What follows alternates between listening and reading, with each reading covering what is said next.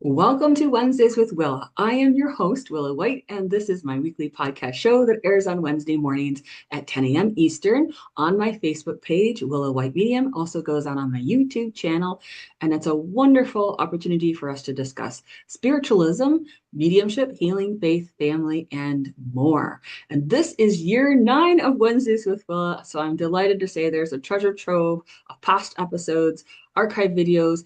The best place to view that would be on the YouTube channel. Facebook doesn't keep videos longer than 30 days. So if you go to my YouTube channel, Willa White, you'll be able to type in your favorite topic or your favorite guest that I've had on the show and be able to watch videos and learn right along with them. Many people tell me they binge watch the show and that they really enjoy the conversations and the education. I want to also refer people to my website, willowhite.com, if you're interested in any of my online classes. I do teach mediumship development along with other spiritual topics, and there's always something rotating through so you can learn and grow and be. So without further ado, I'd like to introduce my guest for today, Penny Hayward, who is a medium from the United Kingdom. She's an Arthur Findlay College tutor and course organizer, as well as being certified with the Spiritualists National Union. She's been on the show before. We've been able to talk about trance mediumship and other topics relating to mediumship. And I'm so thrilled to welcome back onto the show today my friend Penny Hayward. Hello, Penny.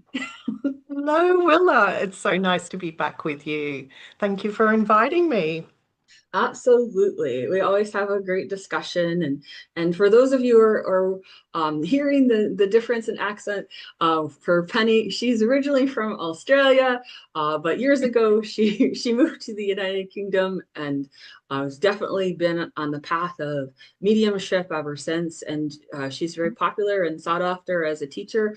And we're delighted to have her on the show today to talk about alchemy and the medium because Mhm. Penny loves alchemy, and we're going to start with the definition of what is alchemy. Wow, let's get right in there. Absolutely.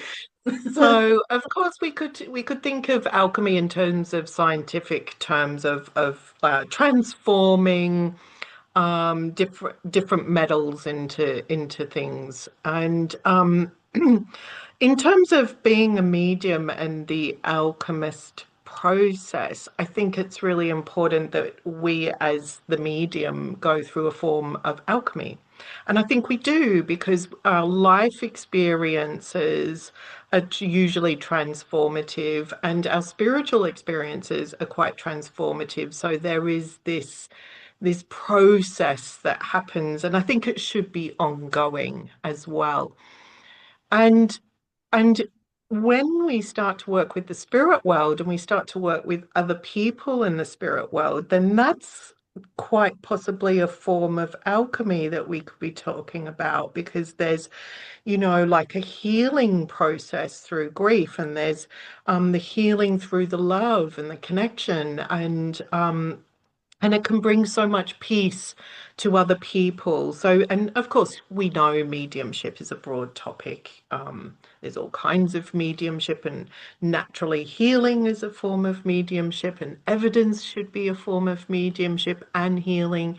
So, yeah, I think if I wanted to define alchemy in terms of alchemy and the medium, it's a ongoing transformative process. How does that sound to start off with? I think that's a great way of the starting this off and explaining about alchemy.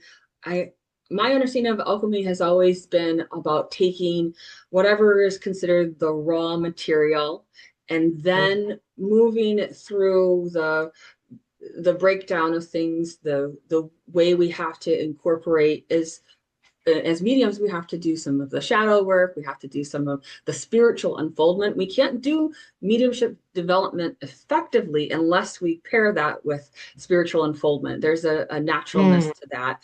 And then what comes is that there's a space of purification, of illumination, the enlightenment that is part of that process. And then what happens is we have this full-on integration when we're really Mm. in the core of our mediumship experience. I guess I feel that embodiment of the spirit so fully that my energy alters. I'm able to vibrate to the frequency of the energetic signature of that spirit communicator. And so Mhm. there is this arc that happens energetically within us, a chemical change, I would say, Absolutely. Yeah. an energetic change. Hmm. There's such a shift on a mental, emotional level that is very much part of this process. So, what are your thoughts Yeah. about Yeah, well, I think I totally agree with you. As a medium, when we go to work in that mediumistic awareness, we're going from our normal, whatever that is, human awake awareness, and we are going through a transformative alchemic process, aren't we? So, as you say, there's like a chemical reaction that happens within our humanness to alter our frequency, our brain waves, and to be able to be receptive to the frequency of the spirit world, which usually is what we would term a higher vibration. But there's so much that's going on, it's hard to really sort of say, well, it's just this one thing. So, of course, science is looking into mediums and their brain waves, and oh wow, there's this change that's happening in the medium's brain waves, and it's happening in certain neurocorrelates, and wow, and that is true. But what about the endocrine system, which is that chemical change? that? And what about our blood pressure and our heart rate and all these sorts of things? Because we go through different physical types of changes to be altering our awareness into that of the unseen world, to be woo-woo on us. So So, of course, we are going through an alchemic process, aren't we, to be the medium, to go from, you know, Willa, the wonderful normal human being, into, let's say, Willa the medium, or Penny, the normal human being, into Penny the medium. And then we're able to bring that connection between the worlds. So we're able to perceive information through our non-physical senses. So perhaps some of that brainwave frequency and some of that chemical change and what have you that's going on within and around us as the physical and non-physical aspects of who we are, that then allows there to be a bandwidth in the air, if you like, for the spirit world to come in and to harmonize and to start to communicate through our non-physical sensitivities. And of course, we've got to take that non-physical stuff, what we feel, what we know, what we might be hearing and seeing and feeling and knowing and smelling and tasting and all those sorts of things in our non-physical awareness. And we've got to piece that together really quickly. Like when you think about it, it happens at such an intense speed that we're transforming that into words that should be understood by somebody. And that's a pretty amazing thing, isn't it, when you think about it? Because I don't even, sometimes I try to break down how am I getting that and understanding that, but I think it happens so fast. It's just this like, I just know. Don't you think? It just sort of seems to come out. And I think we're almost putting our normal human brain processing to one side. We're almost putting that in neutral. Mhm. And so if you think about driving a car, you know, you get in, you start the ignition and all those things, and you go through the gears if you've got a manual car. Like I do. The US is full of automatics nowadays.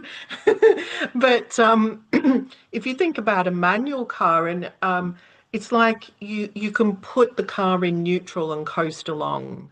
And I think that's what we're doing. We're sort of getting ourselves into a state where we put our normal human awareness into that coasting. We're just in a neutral kind of way of being. And then there's this incredible process that's going on that that's happening so fast you can't really break it down into finite pieces, and information flows.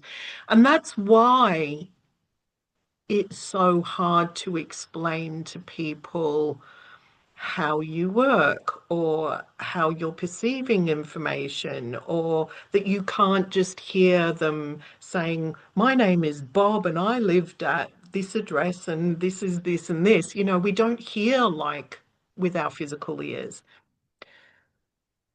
And I guess that's why science finds it really difficult to sort of pinpoint it as well, but it's catching up. I think there is sort of some scientific experiments that are catching up on that.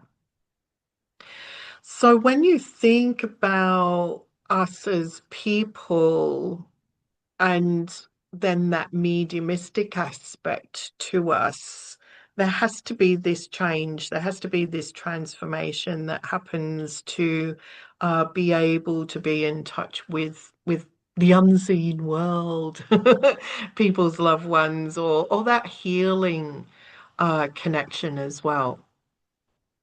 But I think it's important to think of it as also we're creating like a field of consciousness, if you like. We're creating a field of energy and frequency, which then incorporates not just the spirit world, but the loved one that we're connecting with. And in a way, there's a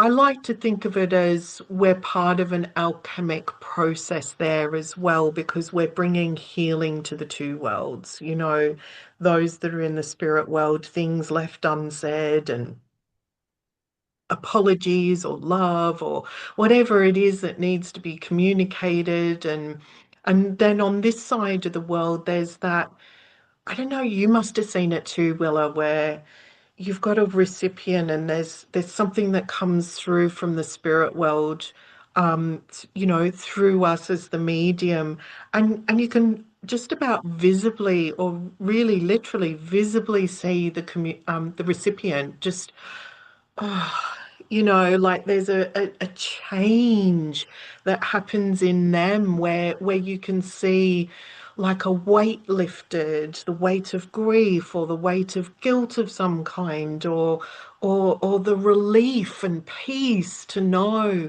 that that loved one is safe and well and on the other side, and not suffering and all these sorts of things, and it's really incredible, I think.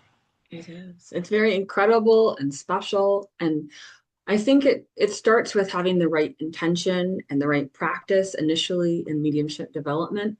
I Hmm. encourage my mediumship students to remember that each week as we're doing development circles, that we're calibrating the energy so that you can do the work. You're calibrating with spirit and getting your body and energy conditioned to do the work. We can't just start at 500 pound lift. We have to Mm. start in on a very kind of gentle sequential pacing with that, and then build the trust with spirit, because part of the alchemy is the deep abiding trust that we have to link fully with spirit. The more we enter into that experience, the more we're lifting into that uh, higher vibration, that raised vibration. So a lot of the alchemy seems to be in that way.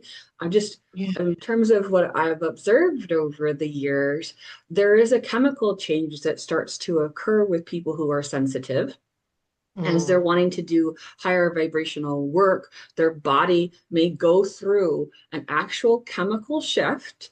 It may change what you're able to eat for a while, what you're able to take on board energetically in your own life, to the extent that you may have to really develop strong coping strategies as an empath to be able to harmoniously live your life along with develop your mediumship abilities. So I think there's some important nuances for those who are at the beginning of their mediumship development journey that you could go in knowing that you're going to have to figure out your new normal, calibrate your energy, and that it will shift depending on what phase of your mediumship development that you're in.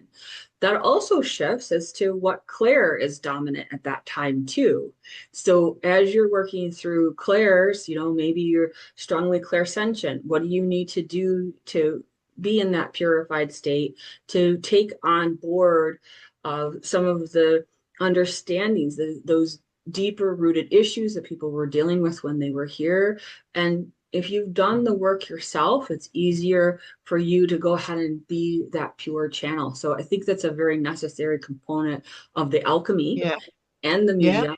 And then, as you were saying so beautifully, there's this place that we kind of get into, and some people would describe that as that liminal state of mind because you're between two worlds. So there's that inner world, outer world, conscious, unconscious, super conscious. You're in that little space and Mm. you're trying to translate somehow with verbal language what you're experiencing through imagery and through the soul senses, and to somehow transmit that without distortion. Again, the purity Yeah. concept is Yeah. part of that. So, yeah, alchemy is very relevant to our process. And I was going to ask you what you thought about this. So I was learning a lot about the physical body. I'm always interested by the science of things. And you probably are aware of something called fascia, right? How Yeah.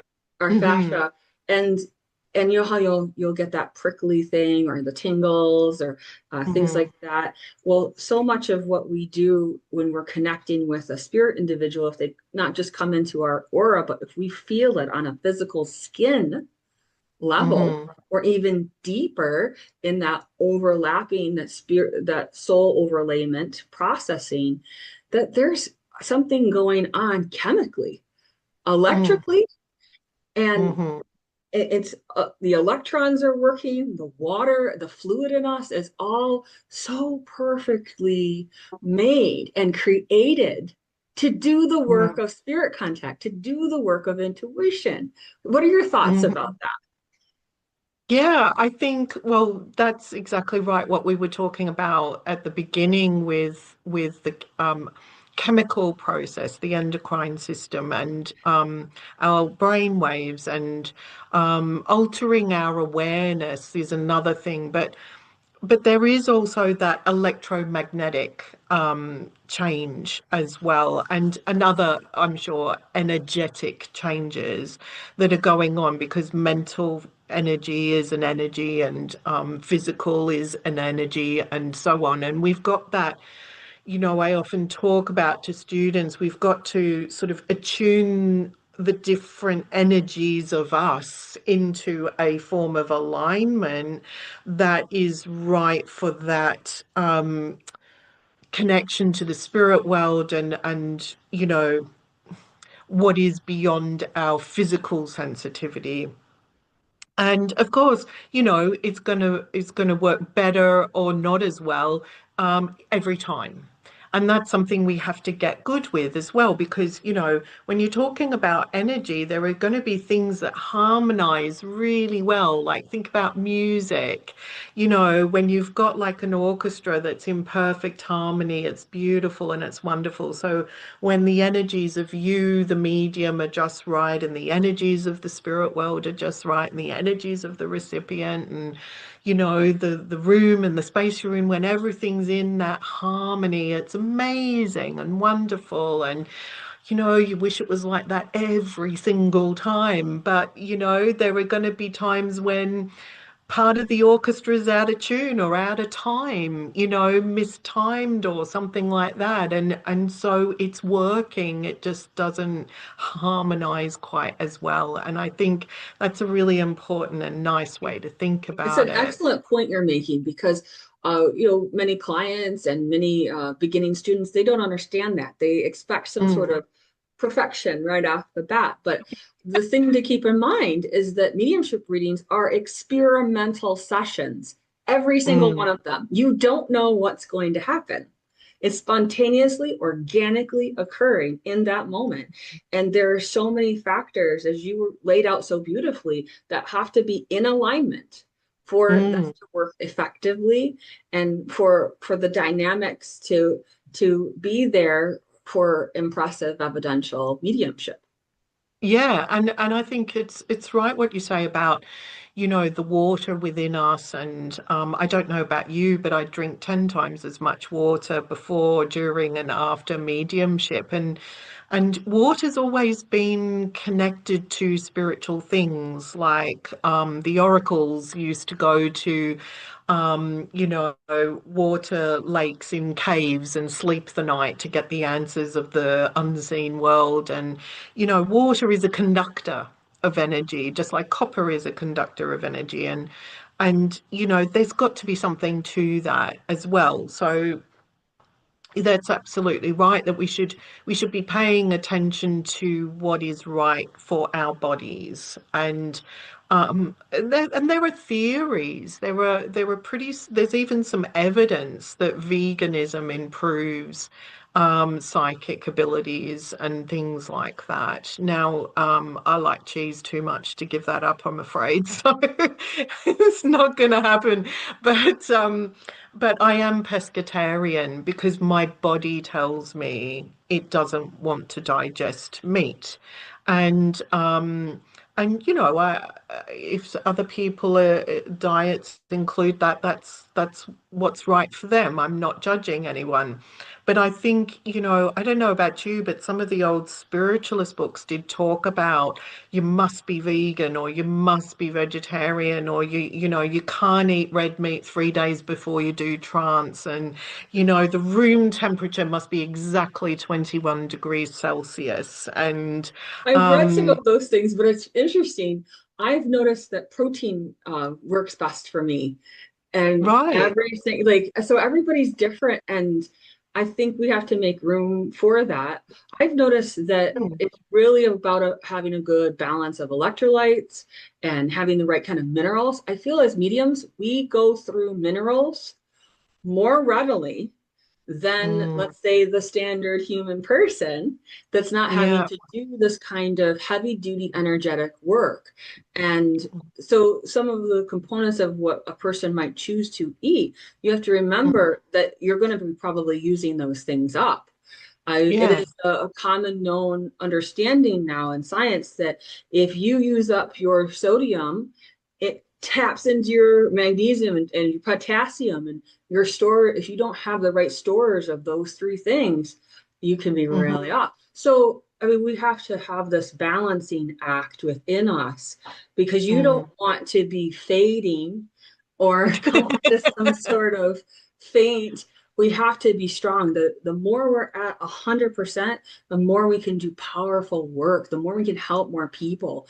And so we have Mm. to uh, eat the things that are going to support our bodies, and do the experiment for yourself of how your body Yeah. seems to run best with Yeah. this. What kind of effectiveness, what kind of level of energy can you bring to the rest of your life too, not just Mm. your mediumship, because it's important to have that grounding. And Yeah, so I'm absolutely. glad you brought those points up because it's important for people to understand that the work we do as mediums is very, very different. It is very body harsh at times, Yeah. emotionally difficult, and Yeah. you have to be able to contend with those so that you can powerfully move through a mediumship practice and a mediumship life with that. So I think this alchemy is really important to talk about today because I don't think most people are bringing that forward and making it Yeah. centering in on that to the way they in the way they should. Yeah, and look, I think people sometimes talk about, if you're going to be a medium, you've got to work on yourself, you've got to heal yourself. There's no point being a wounded healer. That's very true. And you mentioned shadow work and things earlier. I mean, really, everybody in the world should do shadow work, but doesn't. But I think that as a medium, we've got to look at all aspects of ourselves and look at what is right for us because there is no off-the-shelf box that you can take and it makes you a medium and it makes you the best medium. And it just seems like there's forgive me, but it just seems like people sort of do workshops and think, right, I want to give up my career in finance and be a medium. And it's like, really? Um, and there's this whole marketing aspect. Now, don't get me wrong, marketing goes a long way, but then you have to deliver. And I think that, there are people that are really good at marketing, but maybe aren't as good in other areas. And then there are people that are no good at marketing and a fantastic medium. And so it's not about marketing, by the way, everybody, but it's more about we have to understand ourselves and we have to put in that time and effort and we have to be the researcher of our own experience. So, what is right for us? A lot of people talk about, oh, I can't possibly eat before I demonstrate. And I was one of them. But part of that was because of my nerves. And, Right, you were too nervous. you know, Yeah. yeah, because I was too nervous. And that's part of that chemical change that's happening. And, we often talk about, well, if you're not nervous before you work, then, it's not looking good. It's not going to be a good dem. And that's because it's not nerves as in fight or flight, and that adrenaline for that purpose. The adrenaline that we're getting is that endocrine shift, and the butterflies is part of that sign from the spirit world. Are you ready? And so if we're mentally thinking, oh my God, I'm too nervous. Why do I put myself through it? And I was one of them that did that, then we're seeing it as a negative and we're creating a negative frequency around us and we're going into that panic rather than sort of like, oh, great, good, they're gathering. We're going to have a good time. Yes. Come on, spirit world, let's do this. Mm-hmm. And so then once we start to understand those things and how it works for us, and of course it's really powerful to begin with. Um, but then once we start to harmonize and once we start to understand it's not as powerful, so then we panic thinking it's not as powerful. Oh my God. And but what's happening is there's that fine tuning, those adjustments that are happening, that harmonizing is starting to happen within us. And so then we've got to pay attention to the subtlety as opposed to that like That gripping feeling. Well, it's yeah. I'm glad you brought this up about the butterflies because for myself and for others, I've said when I feel the butterfly sensation, it's actually spirit beginning to stir. Especially if you're Yeah, clairsentient, you're going to feel that in the abdomen. Your vagus nerve is starting to tone up for the work you're about yeah, to do. And as you said, there's the adrenaline, there's the cortisol. There are other things happening on the endocrine level, the glandular level that are starting to open you up for the experience. What really was interesting to me is I read a Chinese medicine book long ago. It explained about gestation and what happens mhm, with each month of gestation, the different energies that and energetic channels that open in the mother that are also opening in the baby as the flesh and the soul are knitting. mhm. I actually feel to some extent on a different level. That is what's happening with us in our mediumship. We're Mm, having to quickly adapt. Eventually, we get into that step into the power right away. It's like flip a switch and we're ready. But it yeah, takes practice. It takes that building of the trust, and it takes working through those butterflies and recognizing the positive signs that you're having a good union with a spirit communicator so that you can effectively give that out because you become the yeah, vessel. That's part of the alchemy. Your body, your energy, they're all signaling to you. mm, Let's go. It's go time. We've done yeah, the air the the air flight check beforehand, and here we go. We're ready to launch. And yeah, I noticed when after I've done public mediumship, there's a revving down that my system. As soon as I've yeah.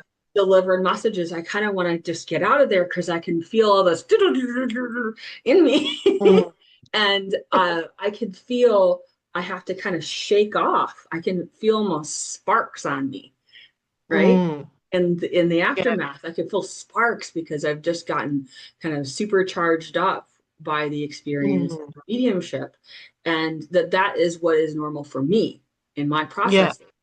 And yeah. so there are stages that we go through as we're gearing up and gearing down that you might start to recognize the energetic, chemical, and other shifts that happen with you as a medium. Yeah. Oh, totally, totally. And I'm so glad it doesn't last a week now. But about an hour before, if I get those little butterflies, I think, great, wonderful.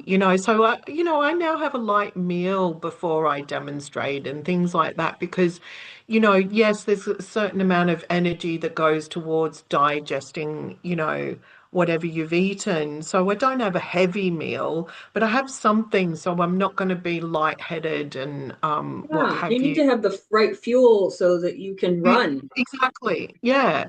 And you're right, there is this sort of ramping up and off we go, and then there's this coming back down. And I don't know about you, but when I'm doing a demonstration or a service, there's the build up before you start, and then, when you're starting the service, there's that kind of pre-flight checks, going on, and then you're off.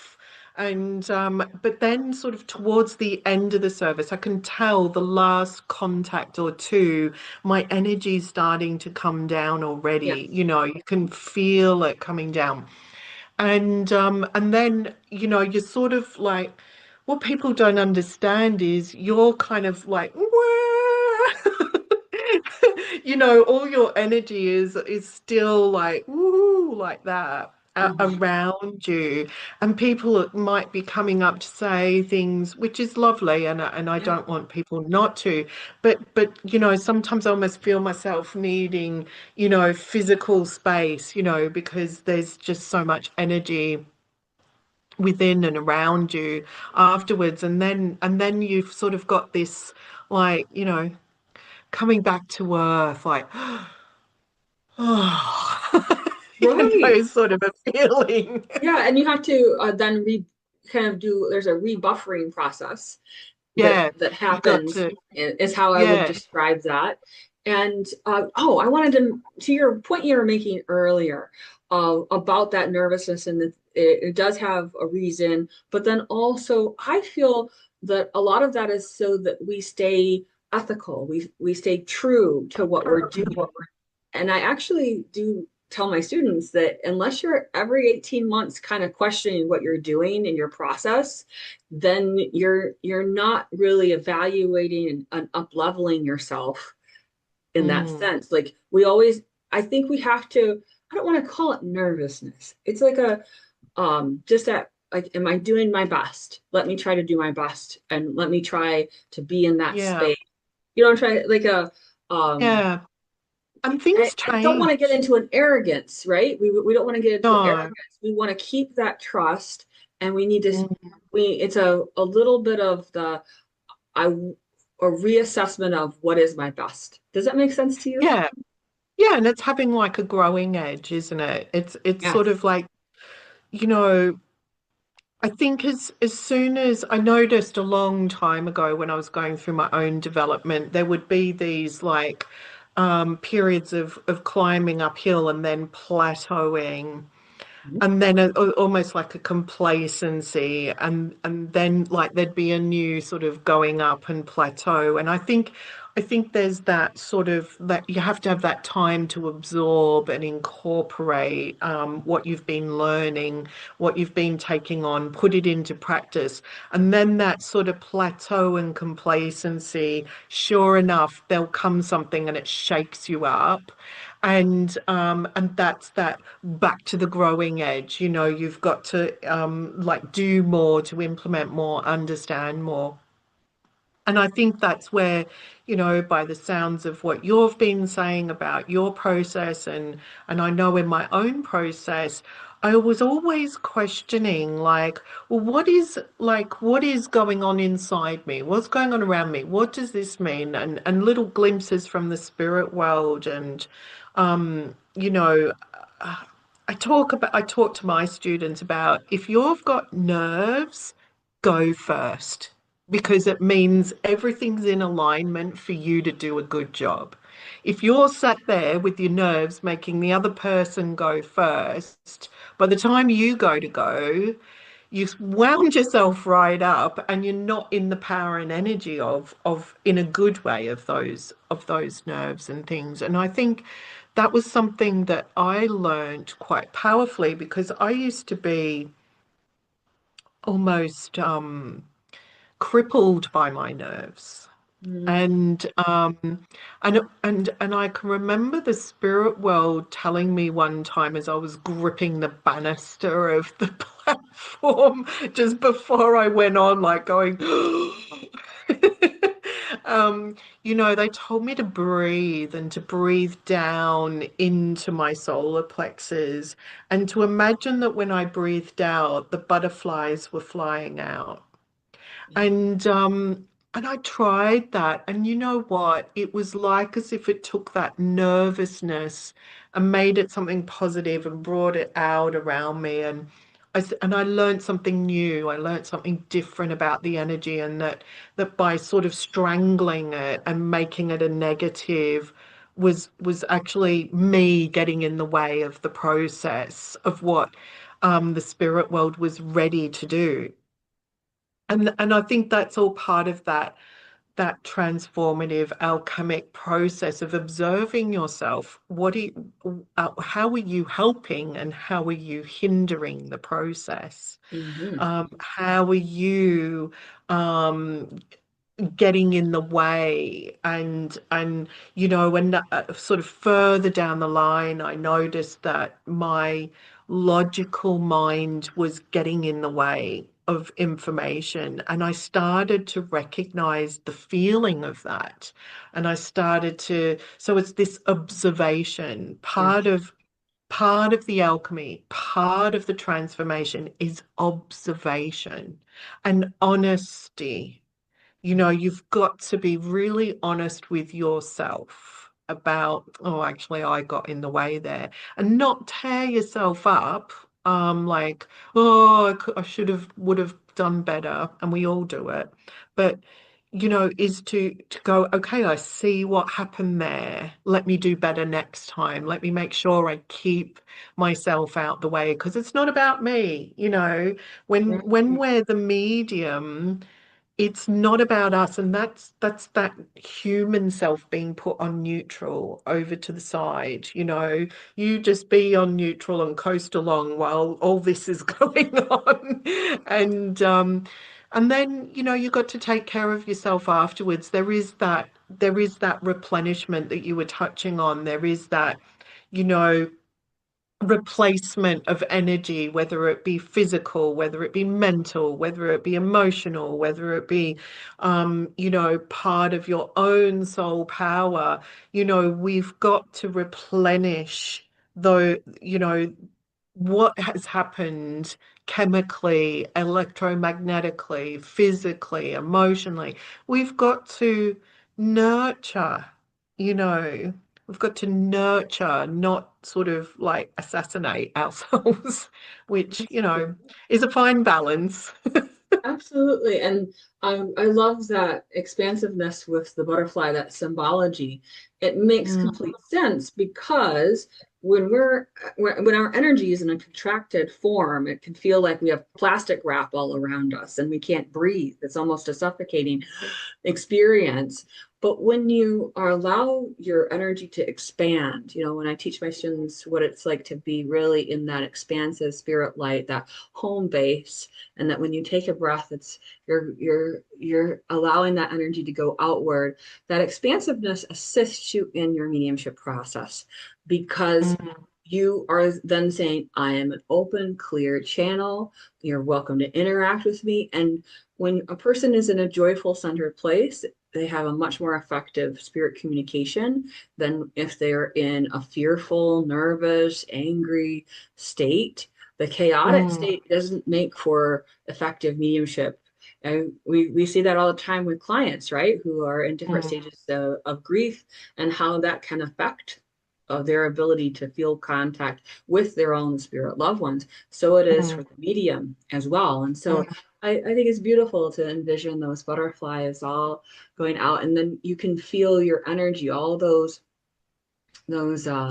links of your energy expanding so that you can connect in with that unified field. that's So yeah, right. Yeah. I think you Yeah, that was because well stated. Hmm. yeah, thank you. And it just helps people to be aware of that non-physical part of themselves that is expanding and welcoming the spirit world and their connection, and it's a joyful sort of image as well, I think, which makes you feel joyful about what you're about to do. And And to your point I about the refining of the perception, like instead of assassinating ourselves about, it's about refining our perceptions. mm, And to some extent, having grace, yet discipline about that process. sure. Because sometimes people give themselves too much grace, right? But we have to refine that perception, our perception of ourselves, our perception of the spirit, and be willing to Mm, go deeper into specific mediumship states because mm, there's more than one mediumship state, and then it's very much tied to this alchemy process. And we do have the the ethical responsibility as vessels of spirit of wanting to offer loving service to do the mm. work within ourselves on a daily basis to prepare, to clear, to be. And it can be a bit much for certain people. It's not for everyone. Yeah. As much as everyone Yeah. has intuition to some degree, not everybody is supposed to be a professional medium per se. It has to come to you. You have to want it. You have to put the effort toward it and know that it's a daily responsibility. Absolutely. And as much as we work on that, we're never going to be perfect for everybody. And that's That's a that's good point. something that we have to really get good with. And some people are harder to please than others, and there can be miscommunications. Even, I like to sort of talk about I'm from Australia originally, and Australia, England, and America all speak English, but sometimes there are things lost in Yeah, they're not translation. speaking the same And lingo. and so I mean there is the language of the spirit world, and there are other cultural languages and things like this, and so we can inadvertently um convey something that doesn't quite come across, or the way we express it and the way the person hears it might not be what was meant, what was said and meant, and what was heard and felt. And so we're not going to be perfect all the time. And I think this work does attract people who are super sensitive emotionally. Mm. And um, you know, I am an introvert, and in some situations I am still shy, but I wouldn't say boo to a goose when I was a child, and I was extremely, scared and all these sorts of things. And it seems to me that a lot of people that have this wonderful ability, and it is abilities, it's skills, it's not gifts as far as I'm concerned. The people that have these beautiful natural born abilities and skills tend to also be highly sensitive human beings, and insecure and shy and all that. So imagine the hurdles you've got to go over, and that sort of alchemic process that you've got to go through before you even start to develop your mediumship, and recognize that you have these abilities within you. And I mean, I was defiant. It took me 5 years of development mediumship to even admit to myself that I was a medium. So, so there's a humbling in that, but there's also an insecurity in that I had to work through and overcome. And so I think that the path of the medium is a difficult one on multiple levels, because the path of the medium is that you obviously are also a human being, which is hard enough just to be a human being. But then you've got, these added sensitivities that are more, our emotional sensitivity is much higher than the average person's.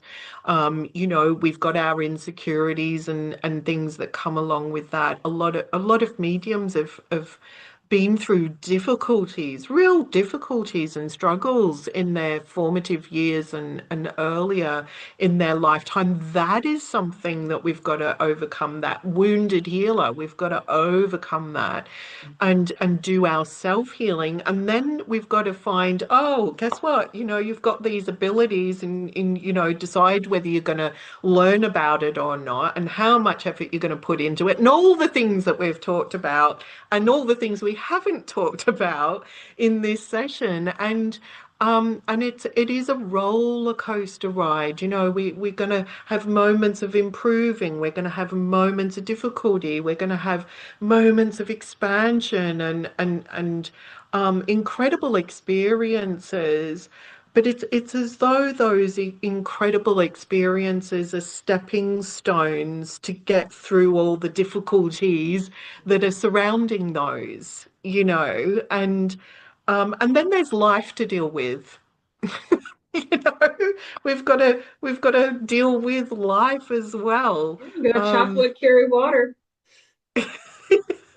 That's what life is full of having the everyday life things to deal with, and yeah. relationships with others, and learning how to do those things. Really important points that you were making here about the sensitivity that people are going through, even before mediumship development, for them to work through the right kind of coping strategies is Yeah. really essential to get those in place so that they understand themselves a little bit more and have some patience with their Mm, process.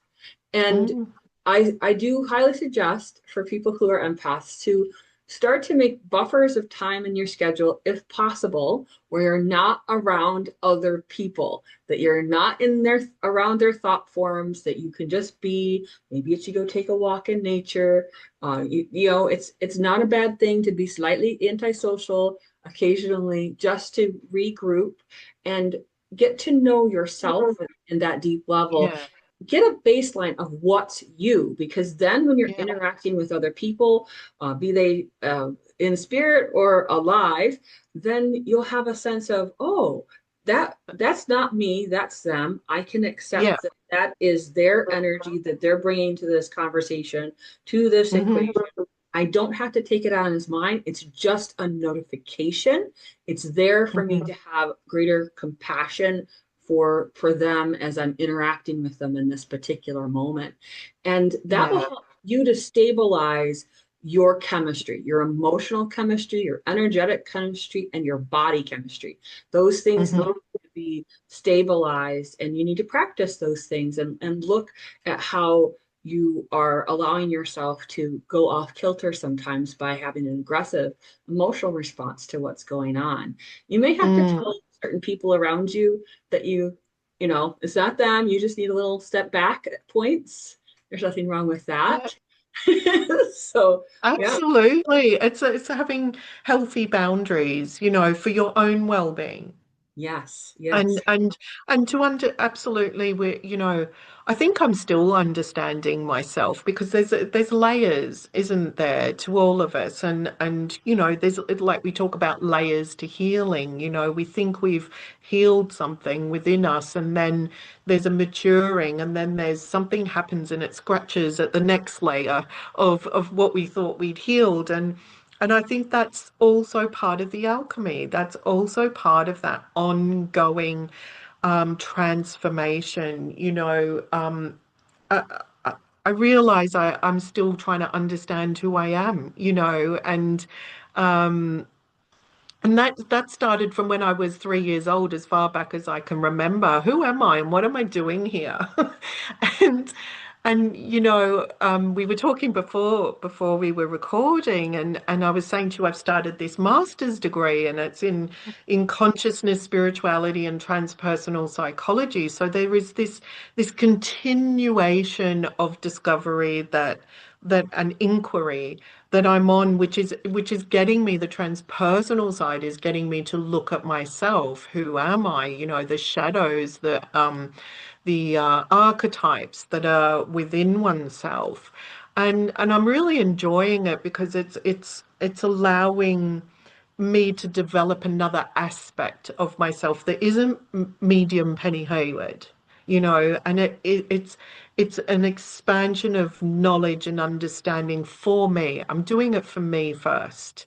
But it's also helping me to understand, things that I'm interested, like the looking into the science and psychical research of mediums and mediumship, and the collaborations that are being developed there, and the projects that are being done. And this is all really important because it's not necessarily about me, the individual, all the time, but there has to be me, the individual, that also develops. Yes. Because a part of me wants to share this growth and this knowledge and this sort of to go through the hard work so I can sort of say, hey, there's this as well, and look at what's being looked at, and we didn't know that it was being looked at, or whatever it might be, or look at this new technology and how it might shape the future, or bring more another dimension to our own understanding of what is going on within and around us.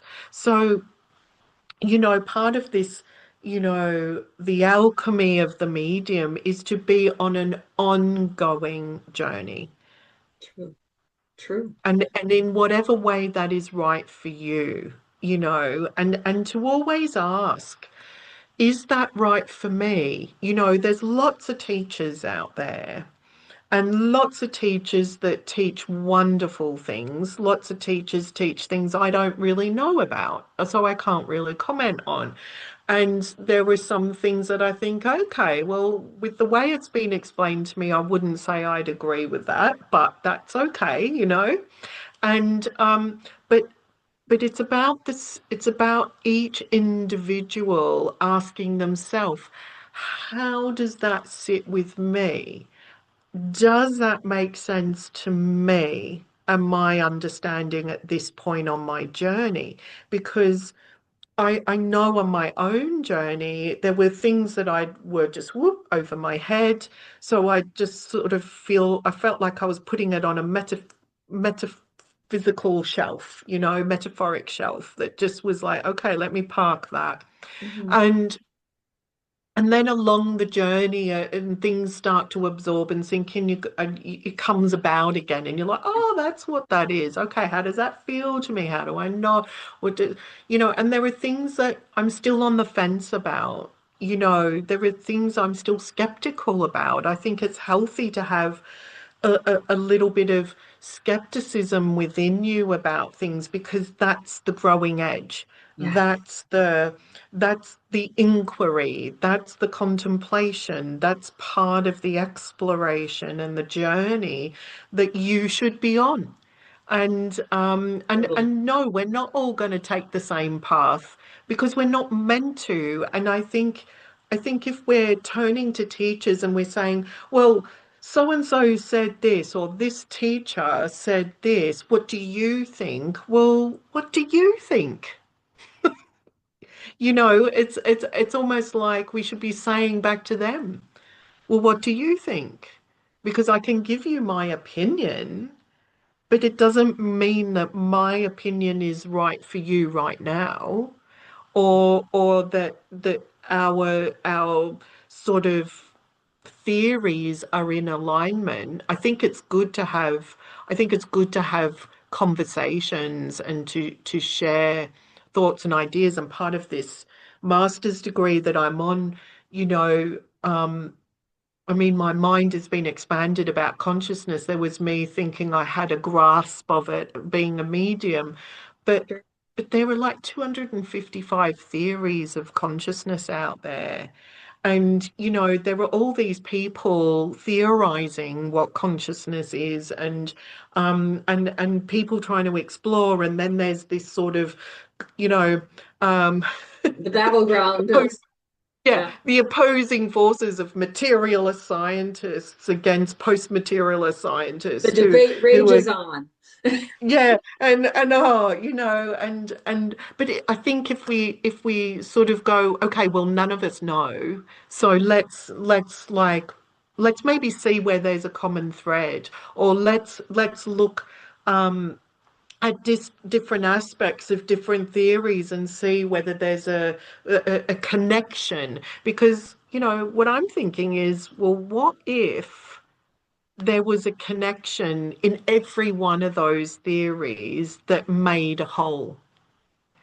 Yes. What if, We try to you find a know? unifying feature of things when we're in this path of discovery. And I think that it's a very valid point that we have to be expanding, we have to be in discovery mode, that whenever we stagnate and rest too fully into something, we're no longer in that growth experience.